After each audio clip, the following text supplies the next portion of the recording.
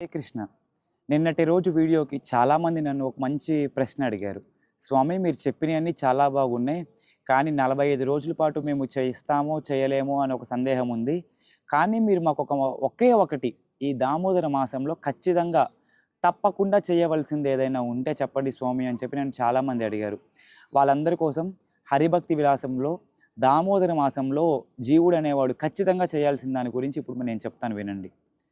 దామోదర అష్టక నామస్తోత్రం, దామోదర అర్చనం, నిత్యం దామోదరం ఆకర్షి పఠేత్ సత్యవ్రత ఉదితం. ఈ కార్తీక దామోదర మాసంలో ప్రతి ఒక్కళ్ళు కూడా యశోద దామోదరుని పూజించాలి. అదేవిధంగా దామోదర అష్టకము అనే ఒక స్తోత్రాన్ని పఠించాలి.